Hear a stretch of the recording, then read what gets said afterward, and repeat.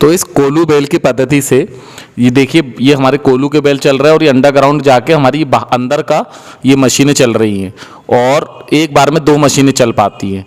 तो जो small scale industry है, जो हमारे छोटे छोटे समूह हैं, ये बहुत अच्छे से बहुत कम लागत में ये प्रोडक्ट उत्पाद कर सकते हैं और ये वरदान एक तरीके से, क्योंकि छोटे छोटे समूह और स्मॉल स्केल इंडस्ट्री हमारी ताकतवर होगी तो ही हम लोग आगे बढ़ पाएंगे। जहाँ लाइट कम आती है, जहाँ प्रॉब्लम होती है, तो इसमें इसकी कोई ज़रूरत नहीं। और हमारे पोले में हम हमारे बैलों को पूछते हैं तो आज उनको फिर से वो इज्जत मिलने लगेगी और मात्र 50 किलो की इसमें ताकत लगती है। 50 किलो की ताकत लगने के कारण बैलों को कोई शरीर का नुकसान नहीं होता, बल्कि उनका शरीर स्वस्थ होता है और उनको फिर से उनकी इज्जत बढ़ती है, तो उनकी उम्र भी लंबी होती है। तो ये कोलू के बैल टेक्निक बहुत शानदार है और ये स्वरोजगार के लिए हमको स्व की तरफ फिर से लौटा सकती है। वंदे मातरम, वंदे गौ मातरम, वंदे वृक्षम। मैं आपको ऐसी शानदार जुगाड़, ऐसी शानदार चीज़ें दिखा रहा हूँ जिसमें पुरातन विधि और अति आधुनिक विधि को मिला के एक ऐसा सिस्टम बना गया है जहाँ कोलू के बैल घूमता है और 48 बार वो मशीन के द्वारा दूसरी मशीनें स्वचालित होती है और वो मशीन से आप आटा निकालने से लेके, मिर्ची पीसने से लेके, कोलू के बेल का जो तेल होता है तेल निकालने से लेके, घास कटिंग से लेके शानदार चीज़ दिखाऊंगा जो आप ही देख रहे हैं। देखिए, ये घास यहाँ पे कटती है गौशाला के लिए, तो ये घास कटिंग की मशीन लगी हुई है जो इलेक्ट्रिक से भी चलती है और कोलू के बैल द्वारा भी चलती है।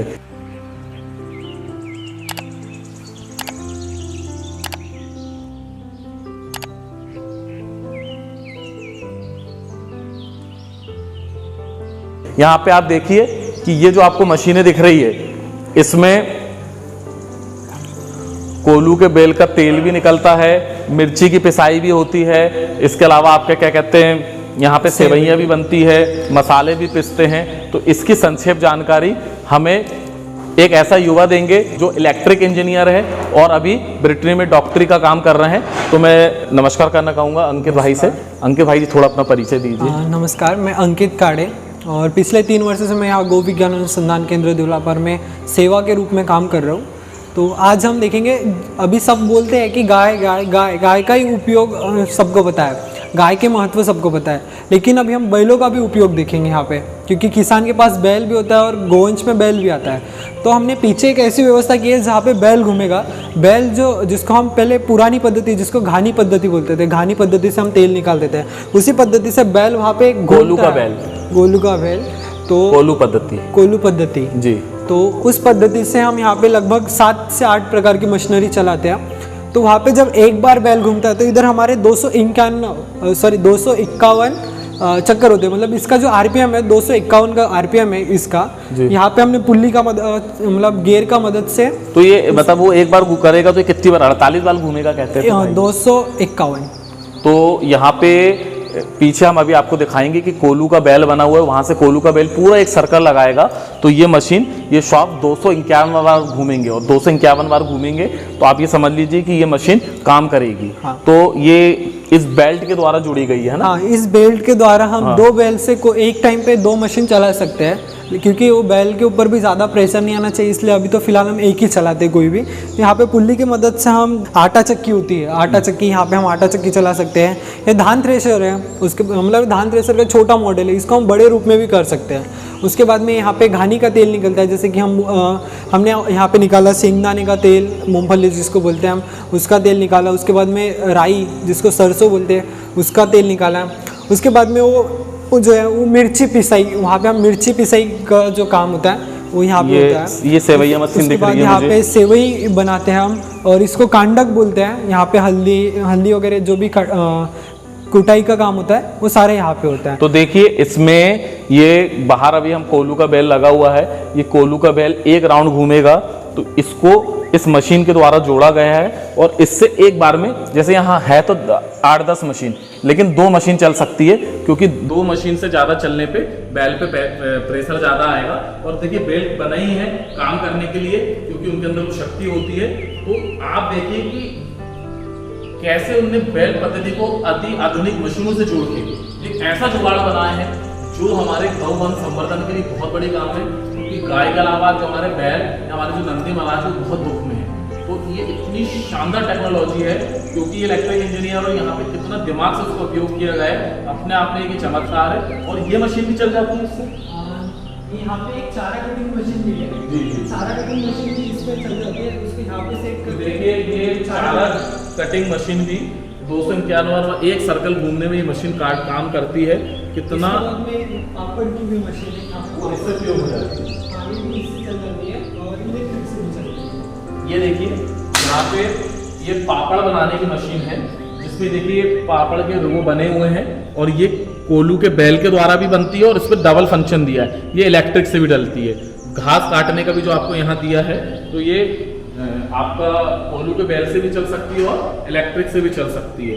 तो कितना शानदार, मैंने अपने जीवन में पहली बार देखा, क्योंकि ये विश्व का सबसे बड़ा या दुनिया का सबसे बड़ा गौ विज्ञान अनुसंधान है। और यहाँ पे जो टेक्नोलॉजी का यूज़ किया गया है, कैसे हमारी पुरातन सभ्यता को और मॉडर्न टेक्नोलॉजी को मिला के जो एक शानदार चीज़ निकाली गई है, निश्चित ही ये भारत को विश्व गुरु बनाने के लिए बहुत आगे ले जा सकती है, जिसको कोलू के बैल पद्धति। अब हम आपको कोलू के बैल की पद्धति दिखाएंगे। आइए।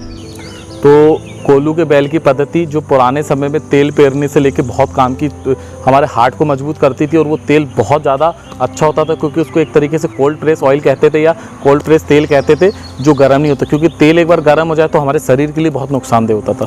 तो ये आज आपको लाइव देखने मिलेगा कोलू के बैल की ये सब पद्धति, जिसमें ये मशीन लगी हुई है और उसमें ये पी लगा हुआ है। चूँकि अभी हम बैल इसमें इसलिए नहीं बांध पा रहे क्योंकि बरसात का मौसम है, हम जो यहाँ पे आए बहुत तेज़ पानी गिर रहा है।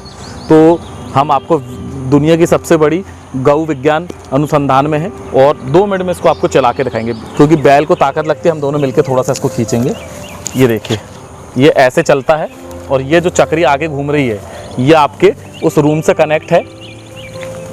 ये जो आपकी चक्री घूम रही है, ये देखिए आप, ये उस नीचे अंडरग्राउंड उस क्या कहते हैं रूम से कनेक्ट है और वहाँ पे इससे 2 मशीनें चलती है। 5 गियर लगे हुए हैं और इसमें 5 गियर लगे हैं। बाकी की चीज़ हमको अंकित सर बताएंगे।